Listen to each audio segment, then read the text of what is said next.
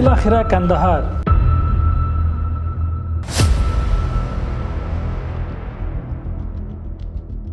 زموږ دپاره د ځوانانو دپاره یو طلایي چانس و، نو ما ورسره په دې کې برخه واخلم.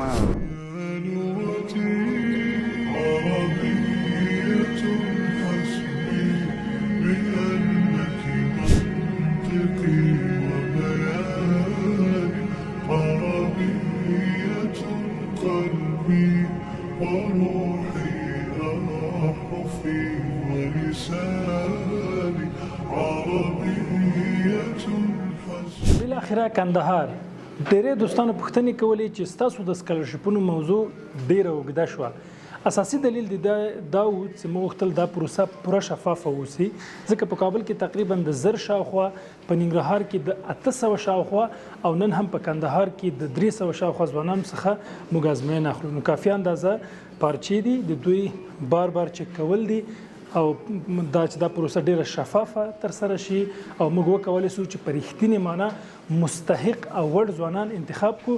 نو ځکه دا پروسه اوږده شوه، لیکن له دغه کندهار له پروسې وروسته به پای ته رسیږي او 300 ځوانان به په کابل، کندهار او ننګرهار کې خپلو لوړو زده کړو ته دوام ورکوي.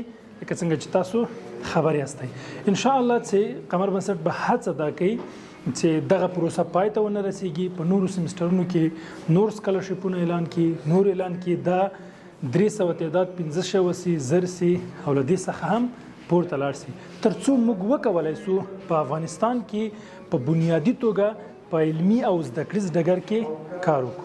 که تاسو غواړئ د قمر بنسټ په بنسټیزو پروژو کې ونډه واخلئ، تاسو ته د هیلپرز کلب لینک پر سکرین باندې ښکاري، ځان راجستر کړئ او موږ سره د دغو لویو لاسته راوړنو برخه وګرځئ. د دې ترڅنګ تاسو به راسره د ځینو ځوانانو خبرې هم وګورئ. کله چې ما د قمر بنسټ پیج تعقیبوي، نو ما ولیدله چې قمر بنسټ سکالرشپونه د کندهار دپاره هم اعلان کړله 100 دانې ور.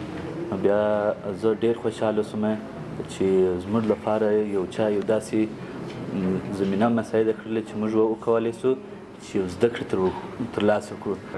قمر بنسټ 300 وړیا بورسونو ته مې ثبت نام کړی دی. زه د قمر بنسټ د فیسبوک صفحې د لارې خبر شوم او خپله لیوالتیا مې وښوله. دا زموږ دپاره د ځوانانو دپاره یو طلایي چانس و، نو ما ورسره په دې کې برخه واخلم او خپل ځان وازمویم. که ډېر کامیابه شوم په خپل د خوښې په رشته کې به خپل عالي تحصیلات دیدم. زه مطیع الله رحماني د کندهار ولایت د میوند ولسوالۍ د غازي محمد ایوب خان د عالي لیسې فارغ التحصیل یم. نو د ځینې مشکلاتو له وجې مې نس وکولی چې په شخصي پوهنتونونو کې داخله واخلم. د هغه څه وروسته مې داسې ستاسې یو ویډیو کلیپ ولیدی، د هغه نوملیکنه ورته وکړه او ځان مې راجستر کړ. غواړم د کمپیوټر ساینس پوهنځی ووایم او هیله لرم انشاءالله کامیاب شم، ځکه زه په کمپیوټر او انګلیش کې هېڅ مشکل نه لرم. نو زه کولی شم چې کمپیوټر ساینس پوهنځی ښه تدریس کړم.